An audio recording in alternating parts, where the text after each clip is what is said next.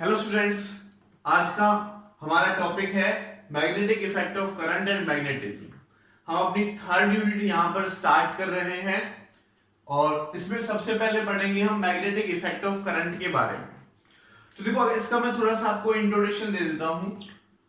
अगर मैं बात करता हूं बिफोर 1820 से पहले यह समझा जाता था कि इलेक्ट्रिसिटी अलग कॉन्सेप्ट है एंड मैग्नेटिज्म अलग कॉन्सेप्ट है। इन दोनों के बीच में कोई रिलेशन नहीं माना जाता था कि ये अलग कॉन्सेप्ट है, इलेक्ट्रिसिटी और मैग्नेटिज्म अलग कॉन्सेप्ट है। लेकिन 1820 के बाद 1820 में ऑर्स्टर नाम के साइंटिस्ट ने एक एक्सपेरिमेंट किया। ठीक है, ऑर्स्टर ने एक एक्सपेरिमेंट किया, हेनरी ऑर्स्टर ने, और उसने हमें बताया कि इलेक्ट्रिसिटी और मैग्नेटिज्म आपस में रिलेट हैं। तो उसने क्या एक्सपेरिमेंट किया था, थोड़ा सा मैं यहां पर डिस्कस कर लेता हूं। ये उसने एक वायर लिया था AB, और इस वायर में एक वेरिएबल रेजिस्टेंस के थ्रू एक बैटरी कनेक्ट की थी विद की।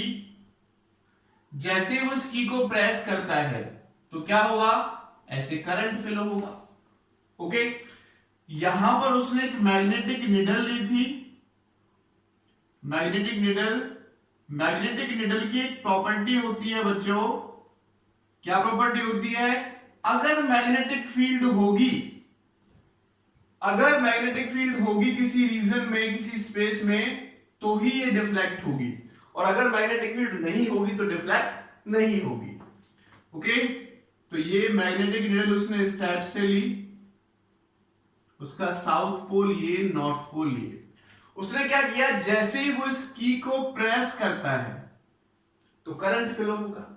करंट फ्लो होता है तो वो देखते हैं कि डिफ्लेक्शन शो करती है, और जैसे ये इसको बंद करता है, ऑफ करता है, कनेक्शन की को यहां से कनेक्शन को हटाता है, तो करंट का कनेक्शन कट जाएगा, और करंट होते ही वापस अपनी ओरिजिनल पोजीशन में आ जाती है। यानी जैसे ही करंट फ्लो होता है तो डिफ्लेक्शन शो करती है, जैसे ही करंट बंद होता है तो ये स्टॉप हो जाती है, अपनी ओरिजिनल नॉर्थ साउथ की पोजीशन में आ जाती है। तो मैंने आपको बताया कि मैग्नेटिक निडल की ये प्रॉपर्टी होती है कि अगर मैग्नेटिक फील्ड होगी तो ही ये डिफ्लेक्शन शो करेगा किसी रीजन और स्पेस में, और अगर मैग्नेटिक फील्ड नहीं है तो ये डिफ्लेक्शन शो नहीं करेगा। इसका मतलब यहां से करंट फ्लो हो रहा है, जब करंट फ्लो होता है तब तो अपना डिफ्लेक्शन शो कर रहा है। ठीक है, अपना डिफ्लेक्शन शो कर रहा है, और उसका डिफ्लेक्शन ऐसे हो जाता है, नॉर्थ से वेस्ट की तरफ चला जाता है। अगर मैं लेट कर लेता हूं, ये WSEN, ये मेरा नॉर्थ है, ठीक है, और ये मेरा साउथ है। तो जो नॉर्थ है, अगर मैं इसको नॉर्थ साउथ इस फॉर्म में बना देता हूं,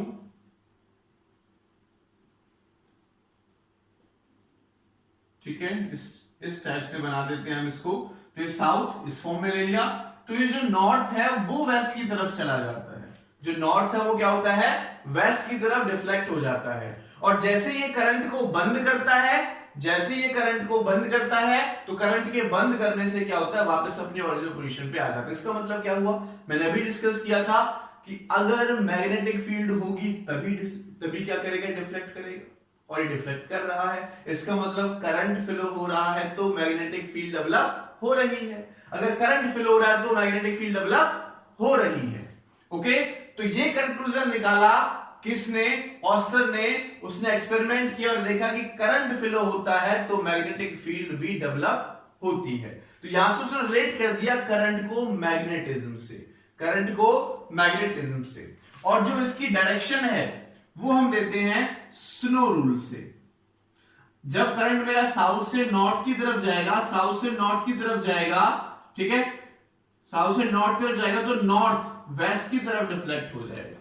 ओके, करंट साउथ से नॉर्थ जाएगा तो जो नॉर्थ है वो हमारा टुवर्ड्स वेस्ट रिफ्लेक्ट हो जाएगा, और अगर करंट हमारा रिवर्स जाता है तो साउथ हमारा इधर चला जाएगा, नॉर्थ हमारा इधर आ जाएगा। करंट रिवर्स होगा तो इनकी डायरेक्शन में क्या हो जाएंगी बच्चों, रिवर्स हो जाएंगी। क्लियर? तो ये मेन हमारा ऑर्स्टर का एक्सपेरिमेंट था जिसने हमें रिलेट किया था इलेक्ट्रिसिटी और मैग्नेटिज्म को। ये थोड़ा सा इंट्रोडक्शन था इसका। 10th क्लास में भी आप इसके बारे में थोड़ा सा पढ़ लेते हैं। अब मैं आपको आगे लेकर चलता हूं 12th लेवल का, और हमारा जो फर्स्ट टॉपिक है वो है force on A charge particle, force on A charge particle in magnetic field, in magnetic field. तो ये टॉपिक अभी हम यहां पर डिस्कस करेंगे और इस टॉपिक पर कुछ न्यूमेरिकल्स भी करेंगे। इससे पहले अगर मैं आपको सिंपली मैग्नेटिक फील्ड की डेफिनेशन बताऊं तो मैग्नेटिक फील्ड की डेफिनेशन क्या होगी बच्चों? मैग्नेटिक फील्ड सब जानते हैं, अगर आप सबने देखी होगी एक मैग्नेट, इस टाइप की मैग्नेट होती है, बार मैग्नेट हम इसको कहते हैं, नॉर्थ साउथ। 10th क्लास में थोड़ा सा इसके बारे में आप पढ़ चुके होंगे, बार मैग्नेट के बारे में, नॉर्थ साउथ ऐसे लेते हैं। तो इसके अराउंड, इस मैग्नेट के अराउंड किसी पर्टिकुलर स्पेस में अगर मैं किसी आयरन के पीस को लेकर आता हूं, मान लेते हैं मैंने ऐसे आयरन की नेल ली और इस आयरन की नेल को मैं यहां पर लेके आया, तो क्या करेगा ये? इसको अट्रैक्ट कर लेगा, अपनी तरफ अट्रैक्ट करेगा। तो ये पर्टिकुलर स्पेस जिसमें वो क्या करता है? अट्रैक्शन करता है, मैग्नेटिक इफेक्ट लगाता है, मैग्नेटिक फोर्स लगाता है, उस स्पेस को बोला जाता है मैग्नेटिक फील्ड। क्या बोला जाता है बच्चों? Magnetic field. और हमें ऑस्टन ने ये भी बता दिया कि अगर करंट फ्लो होगा तो भी मैग्नेटिक फील्ड होगी। तो सिंपली वे में हम कह सकते हैं मैग्नेटिक फील्ड क्या है? इट इज द स्पेस और region around a magnet or current carrying conductor. Around a magnet, ये हमारी बच्चों मैग्नेट हो जाएगी, और ये क्या है? Current carrying conductor. ठीक है, तो क्या डेफिनेशन बनेगी? It is the space around a magnet or current carrying conductor where another magnetic particle or substance experience a magnetic force. वो रीजन और स्पेस मैग्नेट के अराउंड का और एक करंट कैरिंग कंडक्टर के अराउंड का जहां पर हमारा another magnetic substance magnetic effect feel करता है, उस स्पेस को बोला जाता है मैग्नेटिक फील्ड। उस स्पेस को बोला जाता है बच्चों मैग्नेटिक फील्ड। तो मैग्नेटिक फील्ड के बारे में भी साथ साथ पढ़ेंगे, फोर्स के साथ साथ, और इसकी वैल्यू क्या होती है, ठीक है, इसकी यूनिट क्या होती है वो साथ साथ पढ़ेंगे फोर्स के बारे में। मैग्नेटिक फील्ड को शो करते हैं बच्चों बी से। तो अगर मान लेते हैं कि ये मेरे पास कोई पॉजिटिव चार्ज पार्टिकल है, ठीक है, प्लस का Q, और ये मैग्नेटिक फील्ड बी में हमारा मूव करता है। कहां मूव करता है? मैग्नेटिक फील्ड बी में हमारा ये मूव करता है, और इसकी जो वेलोसिटी है वो इस डायरेक्शन में है, वेलोसिटी हमारी इस डायरेक्शन में है, तो ये फोर्स फील करेगा। देखो मैग्नेटिक फील्ड के अंदर चार्ज होगा तो क्या होगा? फोर्स फील करेगा। मैग्नेट के जैसे ही कांटेक्ट में हमारा क्या आएगा? मैग्नेट के जैसे ही कांटेक्ट में हमारा क्या आएगा बच्चों? आयरन का पीस आएगा, तो मैग्नेटिक फोर्स फील करेगा। ऐसे यहां पर देखो, ये क्या है? Magnetic field. मैग्नेटिक फील्ड में हमारा चार्ज आएगा तो क्या करेगा? ये फोर्स फील करेगा। टॉपिक का नाम भी है। तो कितना फोर्स फील करेगा? Force on A charge particle, ये एक्सपेरिमेंटली हमें दिया गया कि जो फोर्स एक्सपीरियंस करेगा चार्ज पार्टिकल मैग्नेटिक फील्ड में, वो डायरेक्टली प्रोपोर्शनल होगा मैग्नीट्यूड ऑफ चार्ज। ठीक है, किसके डायरेक्टली प्रोपोर्शनल होगा बच्चों? Magnitude of charge. देखो अगर मैं लेट करता हूं कि V और B के बीच में हमारा एंगल बन रहा है थीटा, ठीक है, तो इसके अलोंग ये V cos थीटा में ब्रेक हो जाएगा, और इसके परपेंडिकुलर ये V sin थीटा में ब्रेक हो जाएगा। तो दूसरा कंपोनेंट है हमारा कि जो F है वो डायरेक्टली प्रोपोर्शनल होता है V sin थीटा के। ठीक है, किसके डायरेक्टली प्रोपोर्शनल होता है बच्चों? V sin थीटा के डायरेक्टली प्रोपोर्शनल होता है। ठीक है, अच्छा, इसके बाद हमारे पास एक कंपोनेंट और आएगा। ठीक है, एक कंपोनेंट और आएगा। जितनी ज्यादा मैग्नेटिक फील्ड होगी उतना ही ज्यादा ये फोर्स फील करेगा। जितनी स्ट्रॉन्ग मैग्नेटिक फील्ड होगी वो आयरन के पीस को उतनी तेजी से अट्रैक्ट कर लेगी। तो F is directly proportional to B। Magnitude नहीं सिंपल लिख सकते हो क्योंकि नेगेटिव चार्ज भी यहां पर आएगा, तो F इक्वल टू क्या हो जाएगा, QBV sine theta, directly proportional. Directly proportional को हटाने के लिए कांस्टेंट लगाते हैं K, तो KQVB साइन थीटा, वेयर जो K है हमारे पास हो गया बच्चों प्रोपोर्शनलिटी कांस्टेंट है, ये बताइए सबको। प्रोपोर्शनल को हटाने के लिए प्रोपोर्शनलिटी कांस्टेंट लगाते हैं K, और K की वैल्यू क्या है बच्चों, यहां पर 1। तो फोर्स हमें क्या मिला बच्चों, QVB साइन थीटा। तो ये हमारे पास मैग्नेटिक फोर्स की वैल्यू निकल कर आ गई। इसकी वैल्यू निकल कर गई बच्चों, मैग्नेटिक फोर्स की वैल्यू निकल कर आ गई, F equal to QVB sine theta. इतना मैग्नेटिक फोर्स एक चार्ज पार्टिकल हमारा जब मैग्नेटिक फील्ड में मूव करेगा तो एक्सपीरियंस करेगा। अच्छा, फोर्स वेक्टर क्वांटिटी है, चलो मैग्नीट्यूड निकल कर आ गया। अगर इसी को मैं वेक्टर फॉर्म में लिखूं तो वेक्टर फॉर्म में क्या लिखेंगे, F इक्वल टू Q तो हमारे पास स्केलर क्वांटिटी, और V क्रॉस B, ये हमारा फोर्स आ जाएगा बच्चों वेक्टर फॉर्म में। ये फोर्स आ जाएगा वेक्टर फॉर्म में, V cross B। V cross B को ओपन करेंगे तो वापस यही फॉर्मूला आ जाएगा। तो मैंने बताया फोर्स क्या वेक्टर क्वांटिटी है, आपको पता भी है फोर्स वेक्टर क्वांटिटी है। अगर ये वेक्टर क्वांटिटी डायरेक्शन भी होगी तो इसकी डायरेक्शन दी जाती है, डायरेक्शन दी जाती है बच्चों कौन से रूल से, यस कम ऑन, 10th का आपको याद आ रहा हो या पढ़ा हो आपने पहले। Direction of force is given by right hand thumb rule. Right hand thumb rule, right hand thumb rule से इसकी डायरेक्शन दी जाती है। और एक रूल और है फ्लेमिंग लेफ्ट हैंड रूल, तो इन दोनों से हम इसकी डायरेक्शन देते हैं, फ्लेमिंग लेफ्ट हैंड रूल। ठीक है, देखो पहले राइट हैंड थंब रूल से देखते हैं क्या हो रहा है, V क्रॉस B हो रहा है। ठीक है, तो देखो V से B की तरफ जा रहे हैं तो फोर्स हमारा क्या हो जाएगा, राइट हैंड थंब रूल क्या कहता है, राइट हैंड थंब रूल क्या कहता है कि अगर मैं अपनी उंगलियों को वेक्टर की डायरेक्शन में रोटेट करता हूं, ठीक है, अगर मैं अपनी उंगलियों को इसकी डायरेक्शन में रोटेट करता हूं तो ये हमें उन दोनों का रिजल्टेंट वेक्टर देता है। देखो V से B जा रहे हैं तो V से B की तरफ ऐसे जाएंगे, ऐसे रोटेट करेंगे तो ये हमें डायरेक्शन दे देगा। तो फोर्स की डायरेक्शन कहां जाएगी बच्चों, अपवर्ड डायरेक्शन में आ जाएगी। फोर्स की डायरेक्शन कहां जाएगी, अपवर्ड डायरेक्शन में आ जाएगी। अगर मैं रिवर्स चलता हूं, मान लेते हैं बच्चों ये नेगेटिव चार्ज है, तो नेगेटिव चार्ज की अगर मैं बात करता हूं तो फोर्स की डायरेक्शन आ जाएगी F नीचे की तरफ। ठीक है, V से B जाएंगे, अब यहां पर तो हमें फोर्स लिखेंगे क्या, QV क्रॉस B। ठीक है, राइट हैंड रूल के अकॉर्डिंग जा रहे हैं हम ऐसे। अब इसमें जाएंगे तो रिवर्स आ रहे हैं, ऐसे रिवर्स, और चार्ज कैसा नेगेटिव, चार्ज कैसा नेगेटिव, तो अब हमारे पास फोर्स हो जाएगा -QV क्रॉस B, क्योंकि हम वापस आ रहे हैं, नेगेटिव आएंगे तो क्या होगा, डायरेक्शन चेंज हो जाएगी बस। ठीक है, डायरेक्शन हमने चेंज कर ली।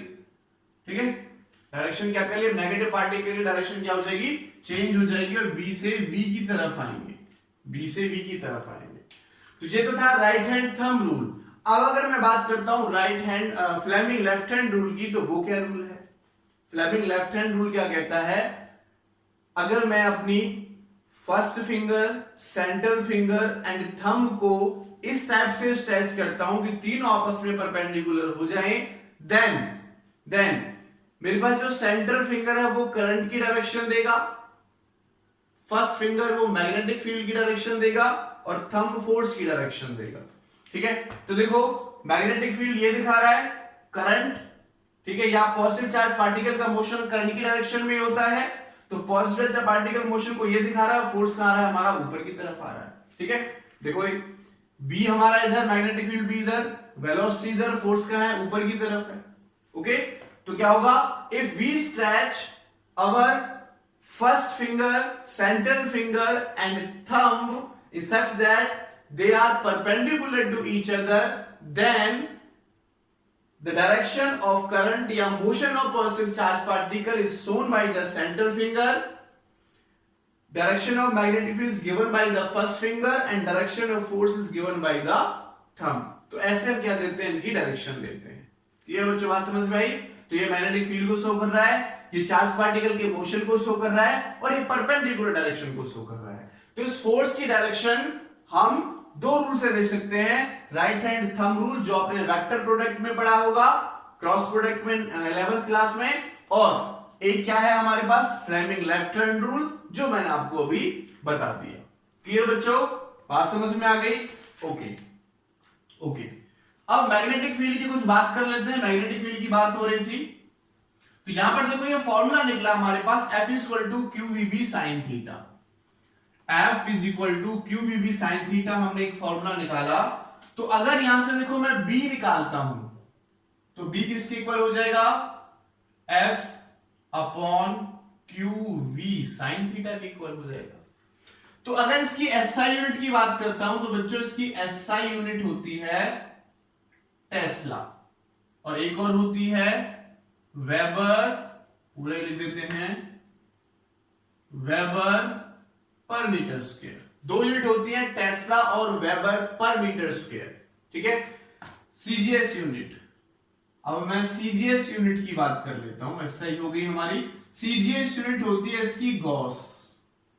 कौन सी होती है, गॉस। और टेस्ला और गॉस में रेशियो होता है 1 टेस्ला इक्वल टू 10⁴ गॉस के इक्वल। ठीक है, कैपिटल जी लिख सकते हो, स्मॉल जी लिख सकते हो, फर्क नहीं पड़ेगा इस चीज से। तो 1 टेस्ला इक्वल टू 10⁴ गॉस के इक्वल होता है।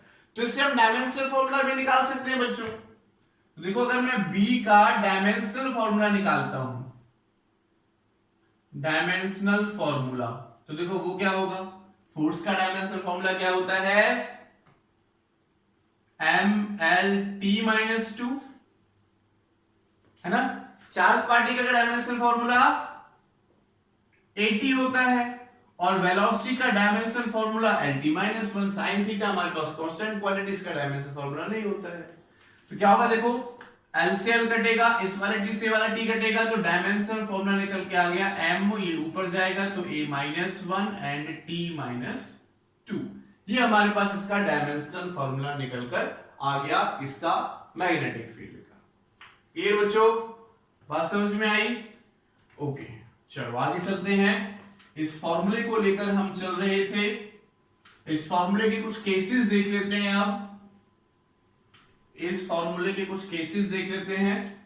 तो फर्स्ट मैं कंसीडर कर रहा हूं यहां पर केस फर्स्ट। इफ मान लेते हैं एंगल बिटवीन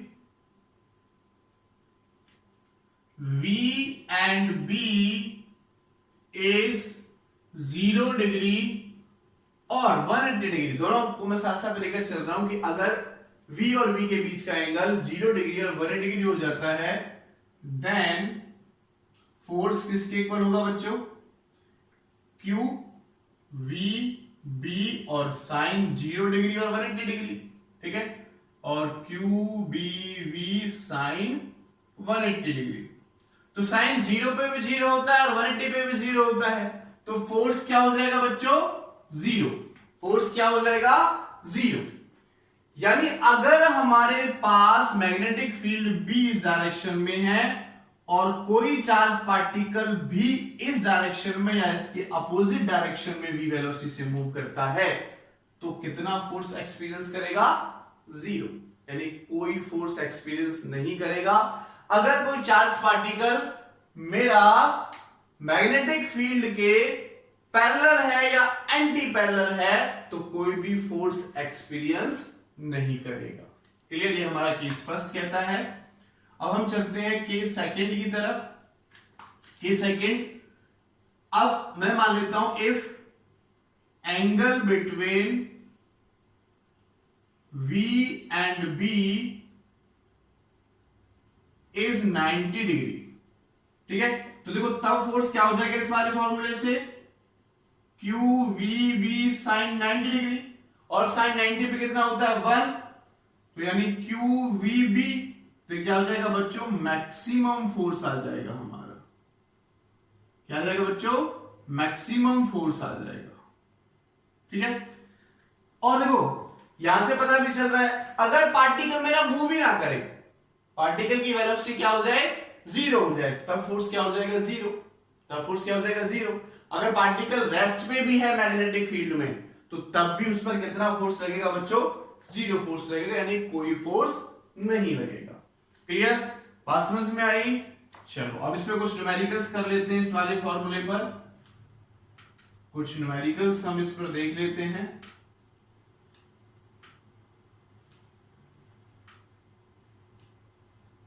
तो फर्स्ट न्यूमेरिकल है हमारा, फर्स्ट न्यूमेरिकल है, ये हमें डायरेक्शंस दे रखी हैं।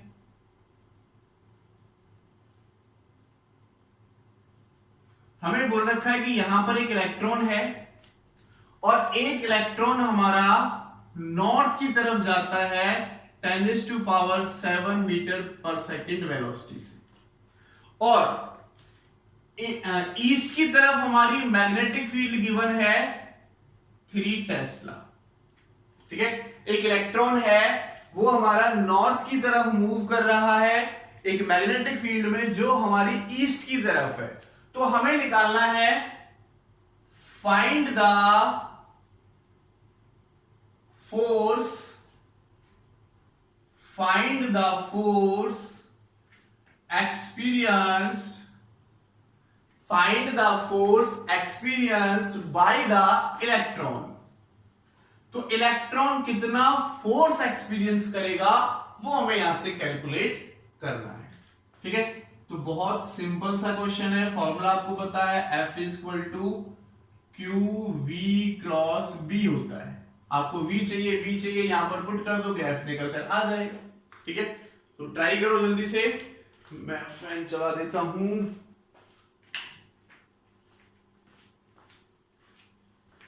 ठीक है, क्या हो जाएगा, QV क्रॉस B। तो देखो V कितना है बच्चों हमारे पास, V देखो नॉर्थ की तरफ है, तो मान लेते हैं ये हमारे पास x एक्सिस और ये हमारे पास y एक्सिस। तो V नॉर्थ की तरफ है यानी पॉजिटिव y के अलोंग है, तो V को मैं लिख सकता हूं 10⁻⁷j। ठीक है, और मैग्नेटिक फील्ड B को क्या लिख सकते हैं, B हमारा कहां है, x की तरफ है, पॉजिटिव x की तरफ, तो इसको लिख सकते हैं 3i कैप। ओके, तो जो फोर्स है बच्चों वो किसके इक्वल हो जाएगा, देखो Q इलेक्ट्रॉन है तो इलेक्ट्रॉन पर चार्ज आपको पता है 10⁻⁻19 होता है, एंड V की वैल्यू पुट कर दें 10⁻⁷j and cross 3i, and cross 3i। Cross product करना आता है, सीखा होगा वेक्टर आपने 11th क्लास में। तो क्या होगा, इसकी मल्टीप्लाई इसके साथ कितनी हो जाएगी, 4.8, इसकी इसके साथ करोगे तो 4.8 इनटू पावर्स का भी कर लेते हैं, तो 10⁻⁻13 बचेगा, सॉरी 12 बचेगा, और यहां क्या बचा, J क्रॉस I कैप। ठीक है, और J क्रॉस I कैप किसके इक्वल होता है बच्चों, यस बोलो, J क्रॉस I किसके इक्वल होता है। अच्छा ये चीज, और ये जो इलेक्ट्रॉन है वो माइनस का चार्ज होगा तो Q की वैल्यू माइनस की पुट कर देंगे। J क्रॉस I किसकी वैल्यू है, J cross I cross J तो K होता है, J क्रॉस I क्या हो जाएगा, माइनस का K, तो माइनस माइनस को प्लस कर देगा, तो फोर्स की वैल्यू आ गई 4.8 इंटू 10⁻⁻12 न्यूटन। ओके, बहुत ही सिंपल सा न्यूमेरिकल था हमारा। तो फोर्स हमारे पास आ गया 4.8 इंटू 10⁻⁻12 न्यूटन। ओके, चलो नेक्स्ट न्यूमेरिकल की तरफ चलते हैं, नेक्स्ट न्यूमेरिकल की तरफ चलते हैं। फाइंड द फोर्स भी हमें इस क्वेश्चन में निकालना है। फर्स्ट पॉइंट लेते हैं, force experienced by the electron, and second part acceleration of the, अब इलेक्ट्रॉन नहीं ले रहे हैं, अल्फा पार्टिकल ले रहे हैं, and acceleration of the alpha particle. ठीक है, तो इसकी जगह कौन है, अल्फा पार्टिकल है, और अल्फा पार्टिकल का मास हमें दे रखा है बच्चों, mass of alpha particle 6.65 10⁻27 kilogram हमें इसका मास गिवन है। ओके, और क्या गिवन है क्वेश्चन में, और मैं चेक कर लेता हूं कि अल्फा पार्टिकल का मास हमें दे रखा है, इसकी वेलोसिटी देखिए 10⁻15 और ये ऊपर की तरफ ही जा रहा है 10⁻15 मीटर पर सेकंड वेलोसिटी से, ठीक है। और मैग्नेटिक फील्ड बी हमें इसी डायरेक्शन में दे रखी है 0.2 टेस्ला। तो हमें क्या निकालना है बच्चों, फोर्स कितना एक्सपीरियंस करेगा अल्फा पार्टिकल वो निकालना है, और मैग्नेटिक फील्ड सॉरी एक्सेलरेशन कितना होगा इसका वो निकालना है। देखो फोर्स निकालने का फॉर्मूला हमें पता ही है, बहुत सिंपल सा फॉर्मूला है हमारे पास। क्या फॉर्मूला है, F = QVB sin थीटा। तो देखो V और B, V हमारे इस डायरेक्शन में और B हमारा इस डायरेक्शन में, तो cos 90 तो sin 90 पे 1, तो क्या आ जाएगा सिंपल QVB। अब ये वैल्यूज पुट कर दो, डायरेक्शन में देख लेंगे अभी, ठीक है। पहले मैग्नीट्यूड निकाल लेते हैं, वेक्टर रूल से भी कर सकते हो, ऐसे भी कर सकते हो। अब देखो F = Q की वैल्यू कितनी है। अब अल्फा पार्टिकल क्या होता है, अल्फा पार्टिकल पर चार्ज कितना होता है, 2 इलेक्ट्रॉन के बराबर चार्ज होता है, ठीक है, 2 प्रोटॉन के बराबर चार्ज होता है। तो दोनों पे चार्ज माइनस प्लस का फर्क होता है, बस 2 इलेक्ट्रॉन जा चुके होते हैं हीलियम एटम पे से, double ionised of helium atom को हम अल्फा पार्टिकल कहते हैं। तो अल्फा पार्टिकल पर जो चार्ज होता है 2 इलेक्ट्रॉन के बराबर होता है, और 2 इलेक्ट्रॉन मतलब 1.6 10⁻⁻19 कूलम। वेलोसिटी हमें गिवन है 10⁻15, ठीक है।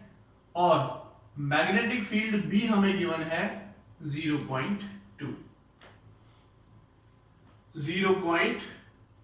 ये हमें गिवन है। तो यहां से देखो हम फोर्स निकाल सकते हैं, तो फोर्स निकालो, क्या होगा 0.2 इंटू 2 0.4 हो जाएगा, और 0.4 इंटू ये करेंगे हम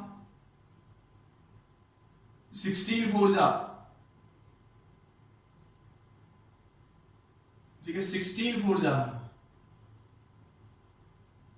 64, 16 4 से कितने होते हैं बच्चों 64, तो ये पॉइंट लग जाएगा 0.64 इंटू 10⁻, पावर्स को देखो, पावर्स को सॉल्व करेंगे तो -4 आ जाएगा, ठीक है। या सिंपल वे में लिख सकते हैं 6.4 इंटू 10⁻⁻3, 6.4 इंटू 10⁻⁻3 न्यूटन फोर्स हमारा लगेगा।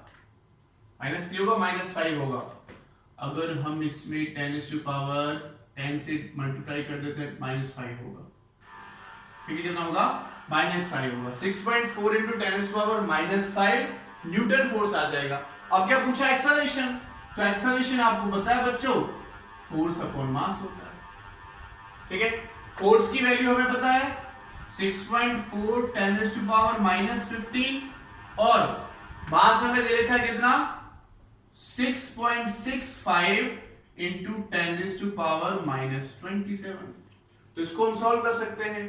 तो अप्रोक्सीमेटली लिख देता हूं, ये 6.4 है, ये 6.65 है, तो अप्रोक्सीमेटली पावर में लिख देते हैं, बस पावर जाएगी तो प्लस की, अप्रोक्सीमेटली 10⁻22 मीटर पर सेकेंड स्क्वायर एक्सेलरेशन आ जाएगा। यहां से 0.1 समथिंग आएगा, ठीक है, 0 पॉइंट समथिंग आएगा, तो उसको सॉल्व करके आप देख सकते हो।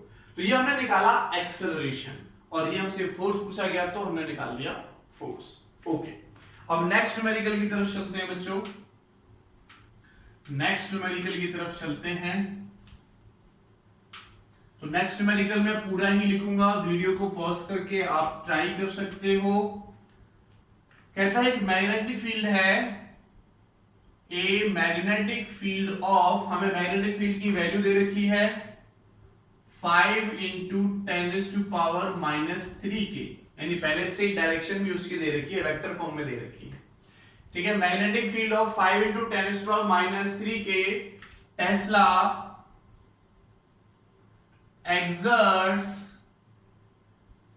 exert a force of exert a force of 2 I cap plus 1.5 J cap into 10 raised to power 10 Newton on a charged particle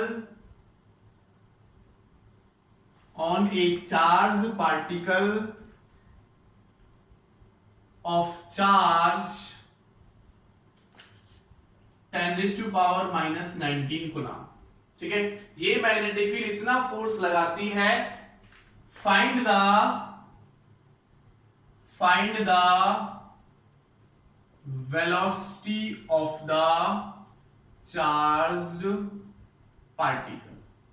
charged particle की वेलोसिटी आपको निकालनी है, चार्ज पार्टिकल की वेलोसिटी आपको निकालनी है। तो देखो कैसे निकालोगे, वीडियो को पॉज करके ट्राई करो। सारे हमें वेक्टर फॉर्म में दे रखे हैं, तो वेक्टर फॉर्म में देखो मैग्नेटिक फील्ड हमें दे रखा है, ये भी वेक्टर फॉर्म में दे रखा है, और चार्ज तो हमारा वेक्टर होता है नहीं, स्केलर होता है।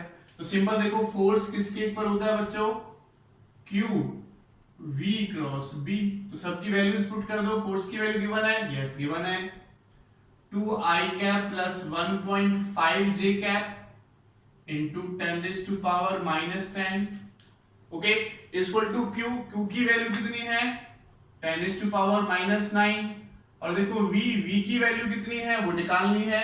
तो V कंपोनेंट मान लेते हैं कि V का कंपोनेंट जो है हमारे पास वो xi या Vxi plus Vyj plus Vzk जो होगा, Vx Vy Vz की वैल्यू निकाल लेंगे, जो होगा उसको लिख देंगे।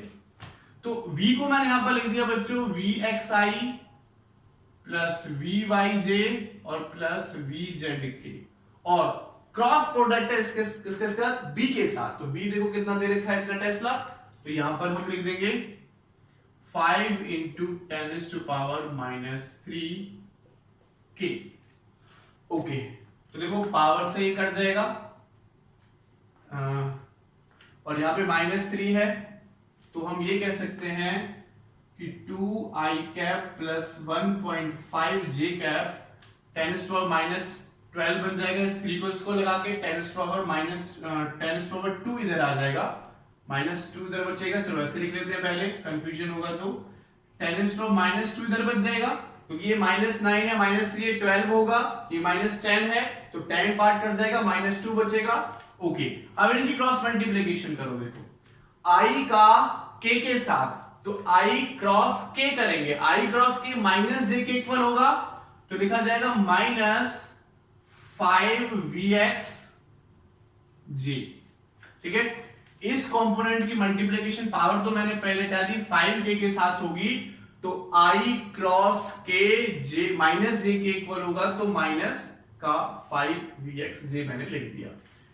इसका देखो इसके साथ तो क्या हो जाएगा, प्लस का होगा 5 Vy J क्रॉस K हो रहा है, तो I और K क्रॉस K 0 हो जाएगा हमारा, ओके। तो ये क्या होगा 10 रेज़ टू पावर माइनस 2। अब हम कंपेयर कर लेते हैं, सबके साथ चल जाएगा, comparing component of I and J। I और J के कंपोनेंट होंगे, ये इसके इक्वल है, तो I और J के कंपोनेंट भी क्या होंगे, इक्वल होंगे, तो इनको कंपेयर करो।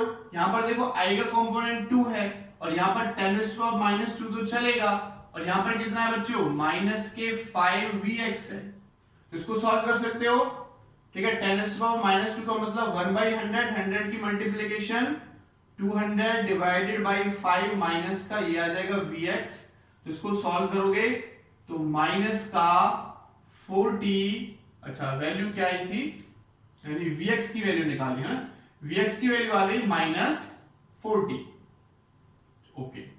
अब हम J के कंपोनेंट लेते हैं, तो J के कंपोनेंट में देखो यहां कितना है 5 Vy J का कंपोनेंट है, यहां कितना है 1.5, और 10 पावर माइनस 2 चल ही रहा है, तो इसके मल्टीप्लिकेशन में 10 raise to power minus 2 equal to 1.5, तो ये इधर जाएगा तो कितना हो जाएगा बच्चों 150/5 30, तो Vy की वैल्यू आ गई 30, ओके। और Vz कितना है हमारे पास 0 है, Vz है नहीं, तो Vz की वैल्यू कितनी है बच्चों 0। तो देखो वेलोसिटी कितनी हो जाएगी, वेलोसिटी कितनी हो जाएगी Vxi, तो Vx कितना आया -40, तो यहां पर लिख देंगे -40i प्लस Vy कितना है 30, तो इसकी जगह पर लिख देंगे 30j और प्लस वो k है, k 0 है तो उसको लिखने की जरूरत नहीं है। ये हमारे पास वेलोसिटी की वैल्यू निकलकर आ जाएगी। ये बच्चों बात समझ में आई, सिंपल हमने क्रॉस प्रोडक्ट रूल लगाया और उससे सॉल्व कर दिया। अब चलते हैं नेक्स्ट न्यूमेरिकल की तरफ, नेक्स्ट न्यूमेरिकल की तरफ चलते हैं, तो उसको भी लिखेंगे, वीडियो को पॉज करके उसको भी आप ट्राई कर सकते हो। तो क्या क्वेश्चन है हमारा, तो क्वेश्चन लिख देते हैं। क्वेश्चन में दे रखा है charge particle is projected in a magnetic field, a charge particle is projected magnetic field of, magnetic field हमें दे रखी है बच्चों कितनी 5i cap minus 2j cap into 10⁻³ tesla. Charge particle is projected magnetic field of, magnetic field की value हमने लिख दी, if acceleration of the particle is found, if acceleration of the particle is found to be xi plus 5j, xi plus 5j और 10⁻⁻6 metre पर second square. Question है हमारा find the value of x, हमें इस x की value निकालनी कि x की वैल्यू कितनी होगी। तो वीडियो को पॉज करके आप ट्राई कर सकते हो, सिंपल क्वेश्चन है। देखो हमने देखा मैग्नेटिक फील्ड B हमारी इधर, चार्ज पार्टिकल हमारा इधर था, B वेलोसिटी से मूव कर रहा था और फोर्स हमारा इधर था। तो फोर्स हमारा मैग्नेटिक फील्ड B के क्या है परपेंडिकुलर है, दोनों 90 का एंगल बनाएंगे, 90 का एंगल बनाएंगे तो क्या होगा 90 के बनाएंगे, डॉट प्रोडक्ट 0 होता है, याद है डॉट प्रोडक्ट। तो इसका मतलब अगर मैं B डॉट F करता हूं तो क्या आएगा 0 आएगा। सिंपल में लिख सकता हूं, क्या ओपन करेंगे BF cos 90 डिग्री, cos 90 पे 0 तो क्या हो जाएगा 0। और देखो ये क्या होता है बच्चों MA, फोर्स क्या होता है mass into acceleration is equal to 0, तो मास हमारा 0 में चला जाएगा, यानी B डॉट AB क्या है बच्चों 0, P डॉट AB क्या आया 0। B की वैल्यू यहां से पुट कर लो 5i cap minus 2j cap into 10⁻³ and dot product A कितना है